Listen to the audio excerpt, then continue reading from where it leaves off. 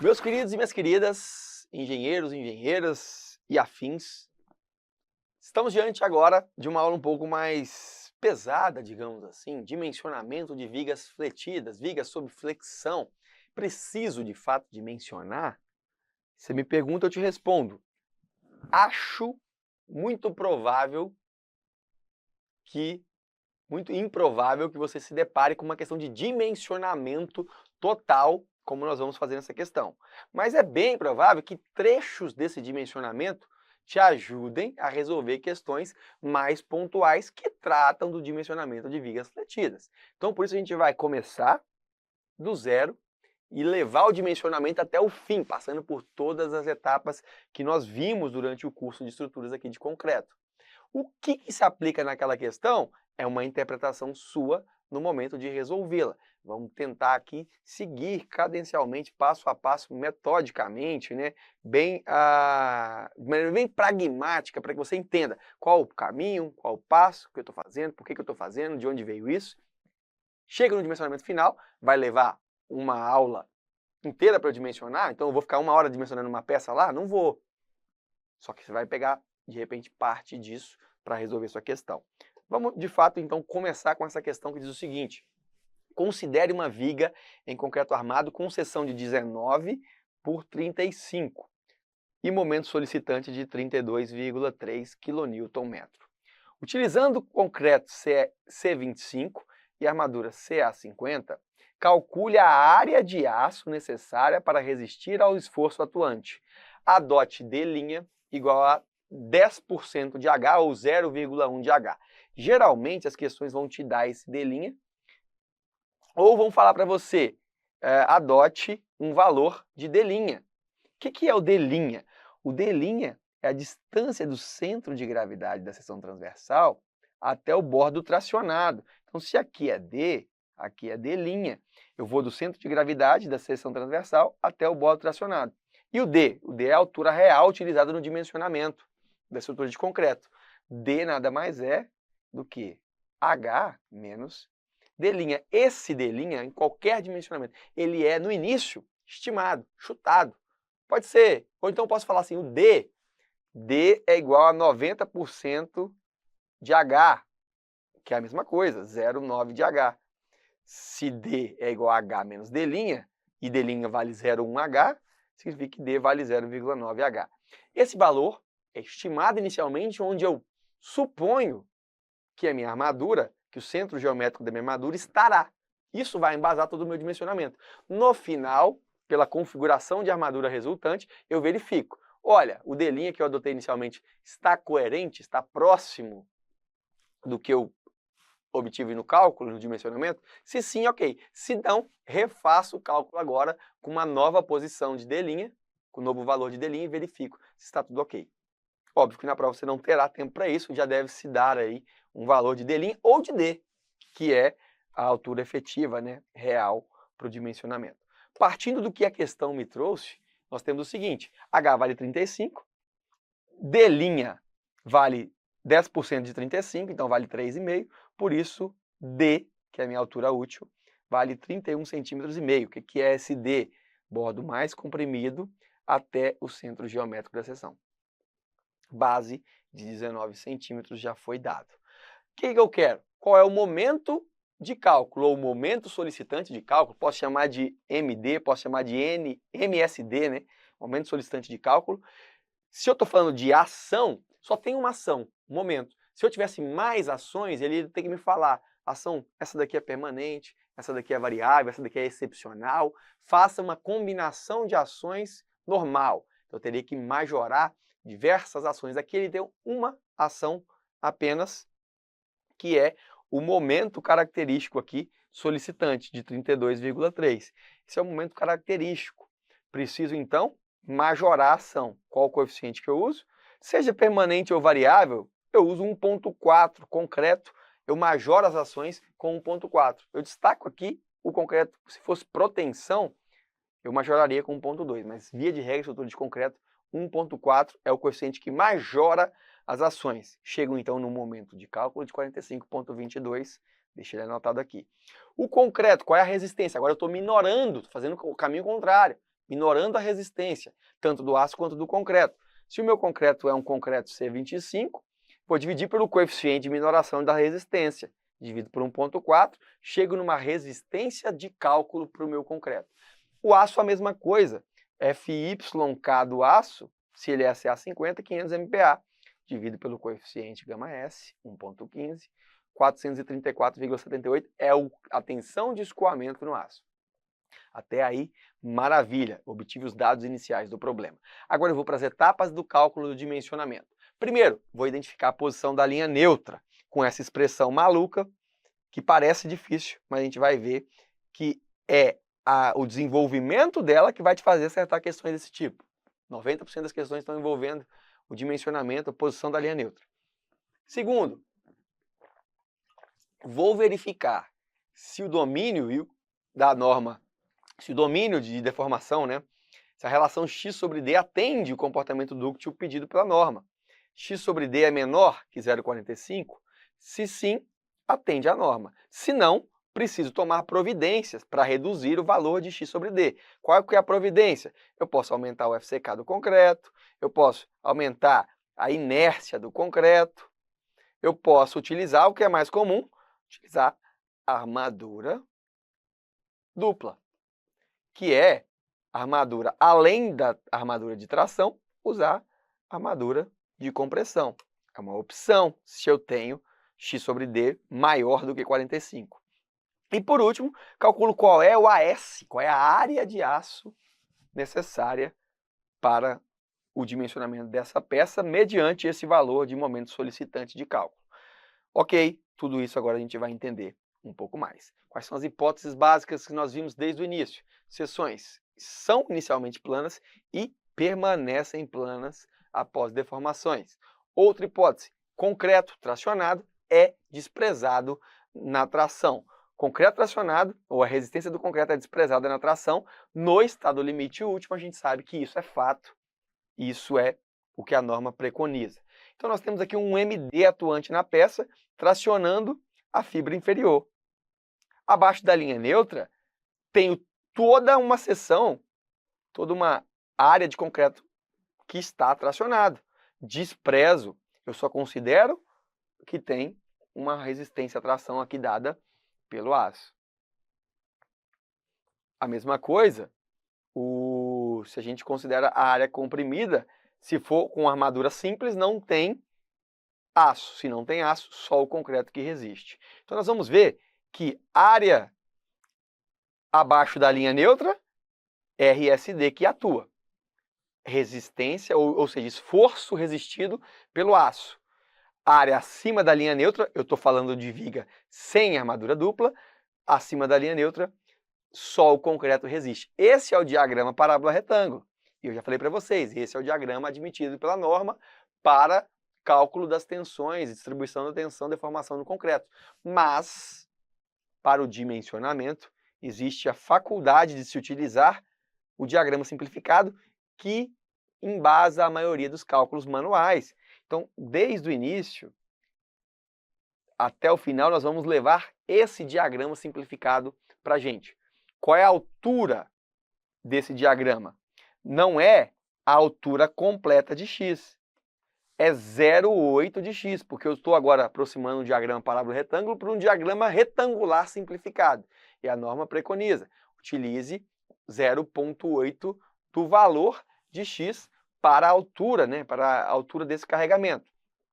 Qual é a tensão de pico? É o FCD, que é o FCK dividido por γC, vezes 0,85 para considerar o efeito Rush. Agora, eu tenho uma figura clássica para equilíbrio de momentos e equilíbrio de forças. Nós temos que lembrar lá da base, da essência da análise estrutural. Para eu ter um elemento estável, ele tem que estar em equilíbrio. Para ele estar em equilíbrio, o somatório de forças tem que ser nulo, o somatório de momentos em relação a qualquer ponto tem que ser nulo. Assim, ele não translada como corpo rígido, nem em x nem em y, e também não rotaciona como corpo rígido.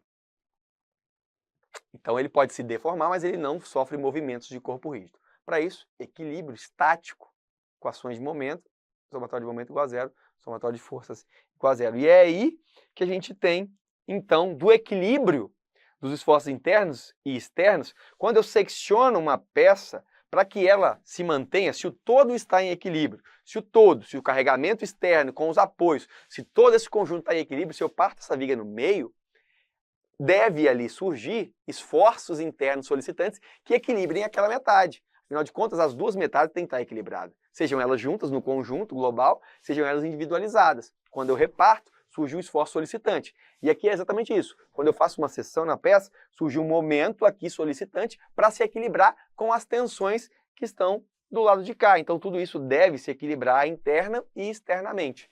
Para isso, agora, beabá, somatório de forças igual a zero, somatório de momentos, convencionalmente, vou colocar aqui de maneira não convencional, mas de maneira simplificada os cálculos, eu adoto um ponto que eu já conheço, que é o ponto onde a armadura passa pelo CG aqui da armadura. Somatório de momentos em relação a esse ponto O, também igual a zero. Veja, qual é o valor entre a resultante no aço, o espaço entre a resultante no aço e a resultante do concreto? Essa distância vai me dar um braço de alavanca para contrapor o momento MD, que é o momento solicitante de cálculo. Essa distância nada mais é do que o que a gente chama de Z, que é o D, ou seja, o D de 31,5, que é a distância do bode comprimida ao aço, ao centro geométrico do aço, menos 0,4x. De onde vem menos 0,4x? Metade do 0,8 que a norma me mandou adotar. Então, a resultante deste carregamento aqui, dessa tensão, é parte exatamente do meio dele. Por isso, esse é o braço de alavanca. Agora ficou fácil. Ora, o que eu vou ter aqui?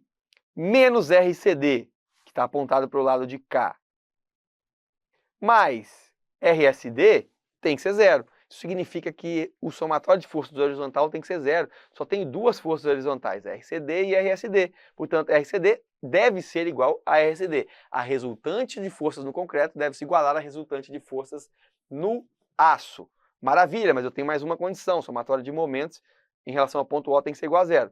Se isso é verdade, MD, que faz momento girar em um sentido, tem que se igualar ao RCD vezes Z, que eu estou calculando o momento em relação a esse ponto. Opa, se o momento é em relação a esse ponto, eu tenho MD, que faz girar de um lado, num sentido, tenho que ter RCD vezes Z, que faz girar no outro, para equilibrar.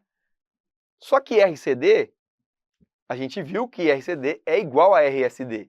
Então, MD também pode ser escrito como RSD vezes Z. Acabou o somatório de forças horizontais, somatório de momentos. Cadê o somatório de forças verticais? É igual a zero,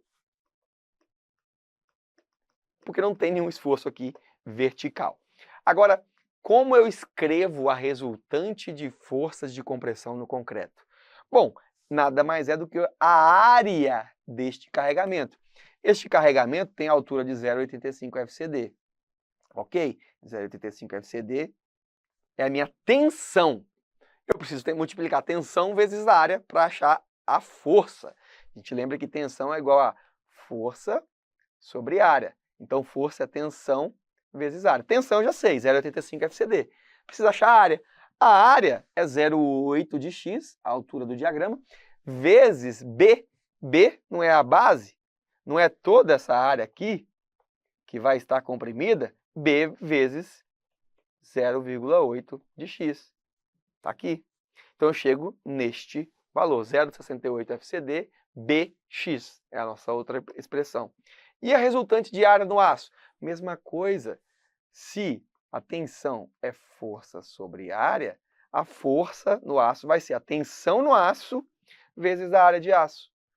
Estou simplesmente escrevendo coisas óbvias.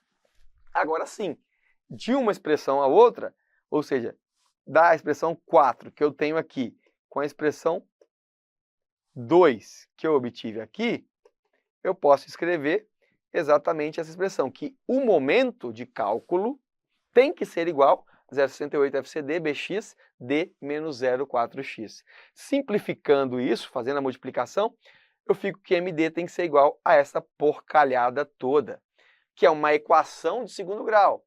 vou utilizar Bhaskara para resolver a equação de segundo grau, e é com isso que eu chego na famigerada expressão x é igual a 1,25 da altura útil, vezes 1 menos raiz de 1 menos MD 0,425B, D ao quadrado FCD. O que isso importa para você? Isso, muito pouco. Mas tudo que passou até o momento vai importar bastante para resolver questões de dimensionamento. Eu cheguei a essa dedução porque eu não quero que você seja uma pessoa que não saiba resolver dimensionamento, que fica utilizando aqueles coeficientes KC, KS. Isso não é dimensionamento, isso é um dimensionamento burro, tabelado. Isso você pode ter aprendido, mas não é assim que se faz. Acelera o raciocínio e a resolução diária, mas não te traz entendimento. Isso que a gente fez aqui é o que te traz o entendimento, e agora sim você pode simplesmente aplicar essa expressão caso caia em prova, e geralmente ela é até, inclusive, dada, né, na prova. Beleza, fazendo as substituições, e aí eu já conheço todo mundo, já tem MD tá aqui, já tem o D tá aqui, tem o B tá aqui, tem o FCD tá aqui também, calculo 6,81. Significa que do bordo mais comprimido até a linha neutra, aqui é a linha neutra, eu tenho um X que vale 6,81 centímetros. Esquece esse negócio de KC, KS. Nós estamos chegando no valor de X, valor da posição da linha neutra. E agora eu verifico. X sobre D, ou seja, 6,81 por 31,5, é igual a 0,216. 0,216 é menor que 0,45? Sim, é uma condição normativa. Se é, e se eu respeito, maravilha, não preciso fazer nada, posso seguir com o meu dimensionamento. Se não é, ou eu aumento a resistência do concreto, ou aumento a inércia, ou eu coloco a armadura dupla. Beleza, 0,216, que é o valor de X sobre D, eu estou no domínio 2. Como é que eu sei que eu estou no domínio 2? É um importante raciocínio. Como é que eu vou saber isso? Ora, vamos dar uma olhada na deformação do aço. A deformação de escoamento do aço é FYD sobre modo de elasticidade do aço. Isso eu chego que a deformação de escoamento do aço é 2,07 por mil. Então esse cara aqui é 2,07 por mil. Perfeito. Aqui, né, já estou mostrando para vocês as opções. Se X sobre D for maior, eu aumento a inércia, aumento a FCK ou utilizo a armadura dupla. Mas vamos prosseguir. Onde eu estou com a minha deformação? Veja, se eu faço uma analogia para esse ponto que marca a posição de X, que divide os domínios 3 e 4, eu tenho um triângulo, por semelhança do triângulo, eu posso definir que esse valor, que é 3,5, mais YD, que eu já calculei, 2,07, aqui, esse mais 2,07, dividido por D, tem que ser igual a 3,5 por mil, que é o YCU, dividido por X34. Eu descubro que a posição X34 é 0,628 de D. Essa é o valor de X34. Se eu faço agora outro raciocínio, quero marcar agora, marquei esse ponto, agora eu quero descobrir o limite entre o domínio 2 e o domínio 3. Ora, no domínio 2 e domínio 3, essa linha está com o aço escoando, 10 por mil, né? O aço já atingiu sua deformação plástica máxima, e o concreto atingiu sua deformação na ruptura. Como é que eu acho esse valor de X, ou essa relação X sobre D? Semelhança de triângulo mais uma vez. Este valor todo, 3,5 mais 10 por mil, está para D, assim como só esse valor aqui está para X23. X23, então, 0,259, ou seja, 26% de D. Maravilha! Então, aqui eu tenho 63% de D, praticamente. Aqui eu tenho 23% de D. Só que o meu X é 21%. Ele ainda é menor que 0,259. Então, eu sei que o meu X está aqui, ó. Ele está em algum lugar acima, algum lugar no domínio 2, porque ele ainda é menor do que o limite 2,3. Se o limite 2,3 é 0,259, ou seja, 25,9% de D e eu tenho 21,6% de D, meu X está um pouco acima. E isso me faz crer, me faz ter certeza de que ele está no domínio 2. Agora, tudo bem, domínio 2, eu já sei que domínio 2 tem que ter a deformação máxima. Existem duas formas de ruptura do concreto, no estado limite último. Ou deformação plástica excessiva do aço, ou deformação, esmagamento do concreto, né? Então, se eu estou no domínio 1 ou no domínio 2, eu sei que quem atingiu a deformação máxima excessiva foi o aço. Então, o meu concreto ele vai estar ali entre 0 e 3,5 por mil. Quero saber, posso saber por curiosidade, quanto que o meu concreto está deformando? Já que eu sei que o problema foi o aço. Quanto que o meu concreto está deformando? Maravilha! Eu faço também uma semelhança de triângulos aqui. Pego este valor, que é 10 por mil, mais εc. Veja que agora eu quero saber εc. Quanto que tem na realidade? Onde que o meu concreto, quanto que ele deformou? Não sei. Dividido por D, D é um valor que eu sei, tem que ser igual a εc dividido pelo meu X. Esse cara aqui não é o meu X? X não é 0,216D? Maravilha. Então já conheço o D, só preciso saber εc. Veja, então a minha deformação do concreto é 2,76. Ela não atingiu a deformação de ruptura do concreto, esmagamento do último do concreto, que é 3,5 por mil. Então tá ok. Estou ali na fase 2, no domínio 2. Agora, nem precisaria fazer essa verificação, mas fiz. Agora eu vou dimensionar o aço. Então a posição da seção transversal já foi definida. Domínio 2, aço deformando 10 por mil, concreto 2,76 por mil. Qual é a área de aço, então, para eu chegar naquela configuração do domínio 2? Ora, se o somatório de momentos em relação ao ponto zero tem que ser nulo, MD vai ser RCD vezes Z, só que RCD é igual a RSD. Então, posso escrever que MD é RSD vezes Z, fazendo a substituição, ora, RSD nada mais é do que a tensão no aço vezes a área do aço, isso é óbvio. Chego então dessas duas expressões, que é o momento solicitante de cálculo tem que ser igual a tensão no aço vezes a área do aço vezes o braço de alavanca que o aço faz, que a força do aço faz para contrapor o momento solicitante. Então eu chego que a AS é MD sobre Z sigma D. Só que veja, aqui ficou bem fácil de ver que a deformação do aço é maior do que a deformação de escoamento do aço. Eu poderia estar com uma deformação do aço aqui, ó, se o problema tivesse sido ruptura do concreto.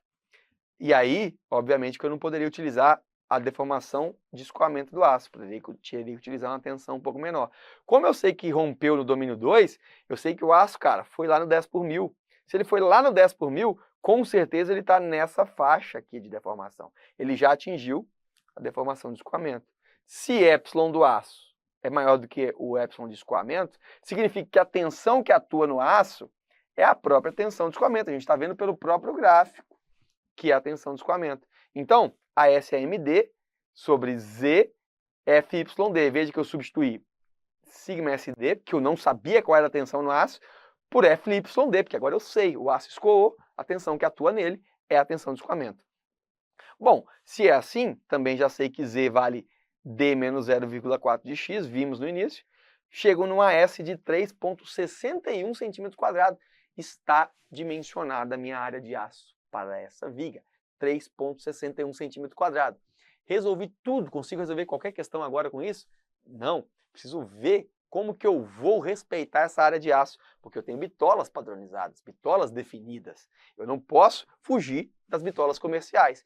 Então eu preciso agora analisar as minhas alternativas, inclusive de layout, de disposição da armadura ali dentro. 3 barras, 4 barras, 7 barras, uma camada, 2 camadas, tem cobrimento necessário, tem espaçamento horizontal necessário, tem espaçamento vertical necessário.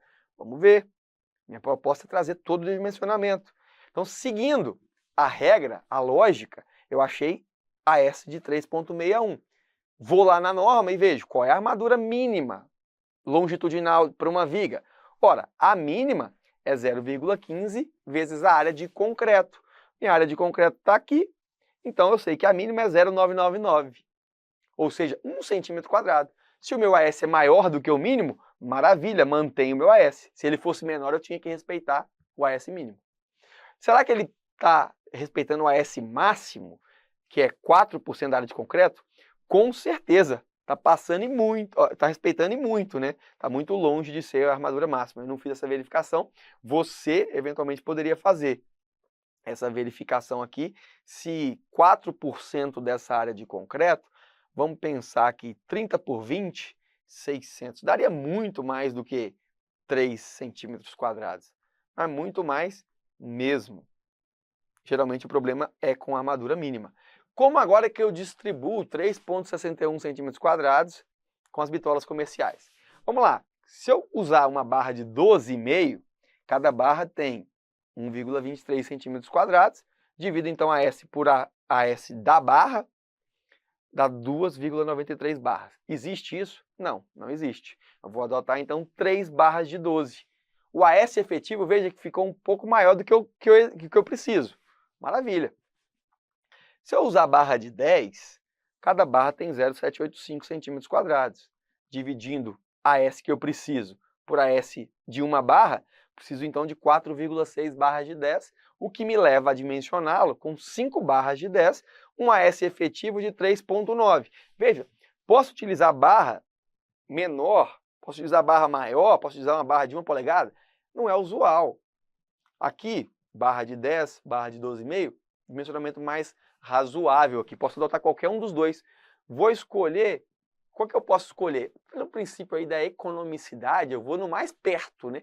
3,7 centímetros quadrados, é o menos quilo de aço, obra mais barata, e eu ainda assim consigo respeitar. Então, posso utilizar ali facilmente 3 barras de 12,5 com tranquilidade. Poderia utilizar 5 barras de 10, estaria utilizando um pouco mais de aço do que o dimensionado, né? Mas nenhum agravo significativo, por conta disso estaria desperdiçando tanto aço assim. Vamos lá. Passando por isso, eu preciso ver. 3 barras de aço é bem provável que caiba em uma só camada, como no desenho. 5 barras de 10 também é provável que não caiba em uma camada e eu preciso fazer uma camada adjacente. Quando eu tenho que fazer uma camada adjacente, tendo a fazer uma camada adjacente, o D' que eu adotei lá no início tende a aumentar um pouco, porque eu estou fazendo 2 camadas de barra. Depois posso verificar e fazer o retorno lá para ver se o dimensionamento está ok.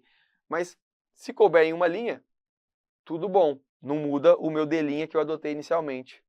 Então vamos dar uma olhada se tudo isso cabe, 3 barras de 12,5 em uma só camada. Se eu tenho diâmetro característico, aqui eu estou colocando para vocês uma informação adicional. Diâmetro característico do agregado, diâmetro máximo característico 19 milímetros. Se eu tenho uma classe de agressividade ambiental 1, ou seja, cobrimento de 2,5 para viga, obrigatório. Estribo que eu adotei é de 5 milímetros, então eu posso calcular qual é o espaçamento horizontal. Ora, o que é o espaçamento horizontal? Nada mais é do que B, que é a base que eu tenho, base da viga, menos 2 vezes o cobrimento, preciso tirar 2 vezes esse cobrimento, menos 2 vezes o φ, porque tem um estribo lá de cá, tem um estribo passando aqui, são 2 pernas do estribo, menos N vezes o diâmetro de barra. Tenho 3 barras, 1, 2, 3, de 12,5. Isso tudo dividido por N menos 1, que na verdade eu tenho só 2 espaços horizontais aqui, espaço 1, espaço 2. Se eu faço essa divisão, cheguei a 4,63, que é o espaço que eu consigo arranjar, respeitando o cobrimento, respeitando estribo e colocando 3 barras de 12,5. Maravilha, 4,63 respeita o que a norma prevê. A norma prevê que tem que ser, no mínimo, 2 centímetros, coloquei, no mínimo φL, que daria 1,25 centímetros, também respeito, que é o diâmetro longitudinal que eu adotei, está aqui 12,5, e no mínimo 1,2 diâmetro máximo do agregado, diâmetro máximo característico, que é de 22,8 milímetros ou 2,28 centímetros. O espaço está mais do que adequado. O que acontece assim? Eu não vou segregar o meu concreto, eu não vou peneirar o concreto, eu tenho espaço suficiente para o concreto entrar, adensar e se acomodar sem problemas. Tenho também, ou poderia, se eu tivesse mais de uma camada, verificar o AH, né, que é o espaçamento horizontal. Aqui, desculpa, o horizontal não, o vertical. Aqui não vai ser necessário, porque uma camada única foi suficiente. Vou agora verificar o meu D'. Lembra que lá no início eu considerei D' como 10% do H, do valor de H. Então eu coloquei isso daqui como 10% do valor de H. Corrigindo agora para o D' real. Qual é o D' real? Cobrimento nominal, tá aqui, cobrimento nominal, mais o diâmetro do estribo, mais metade da armadura, porque eu quero achar o CG. O CG da armadura tá mais ou menos aqui. Então esse é a linha do CG. Ora, D' então deu 3,64, 3,635. Bom, como eu adotei inicialmente 3,5, está bem próximo. Está bem próximo. Na verdade, o meu D, ao invés de ser 31,5, vai ser um pouco menor, né? Porque o D' foi um pouco maior. Então esse D, que interfere no braço de alavanca, seria um pouquinho menor. O correto seria voltar e agora com essa armadura verificar com um novo D, que é uma nova altura útil real, verifico se essa armadura passa. Acontece o seguinte, que apesar do D' ter ficado um pouco maior, eu adotei também um aço, né? Exigiria um pouco mais de aço, porque o D aqui reduziu um pouco. Se o meu D, a minha altura útil, reduzir um pouquinho, na teoria eu precisaria, para contrapor aquele momento, um pouquinho mais de aço. Só que eu já adotei, que ficou praticamente idêntico, e eu já adotei uma armadura bem próxima, mas ainda superior. Não ficou faltando nada. Então assim, na prática, poderia refazer o cálculo e verificar se 3/12, com esse novo D', seria suficiente. E muito provavelmente seria. Tá ok? Como o meu AS efetivo, né, que foi 3,7, eu precisava de 3,61, acho que certamente passaria. Por isso, então, ficou dimensionado. Está aí o desenho, está aí o dimensionamento. Então, a gente tem aqui essa barra com 3 φ de 12,5 e fica todo esse processo, esse roteiro de cálculo para vocês. E essa dica, que um TCC da Larissa, inclusive, que ela desenvolveu uma planilhazinha onde você lança os dados, eu inclusive lancei o nosso dado, e deu lá, ó, armadura simples, AS 3,61. Armadura mínima, viu? A gente viu 0,99, exatamente isso. Está maior. Dispensa armadura de pele, porque não tem 60 centímetros de altura. Mais de 60 é obrigatório, até 60 não preciso mais. AS máximo, lembra que a gente comentou que é 4% do valor da área? Olha a área de aço máxima, 26,60. Nós estamos com 3,7. Estamos muito longe de utilizar a armadura máxima. Não precisa de armadura dupla. Coloco todas as propriedades aqui. Caso precisasse de armadura dupla, poderia utilizar. E aí o roteiro, a lógica do cálculo é muito semelhante. Fica esse link para vocês conferirem algumas questões. Tá ok? Espero que tenham gostado e aprendido um pouco sobre o dimensionamento de vigas fletidas nessa aula. Um grande abraço, fiquem todos com Deus e até a próxima.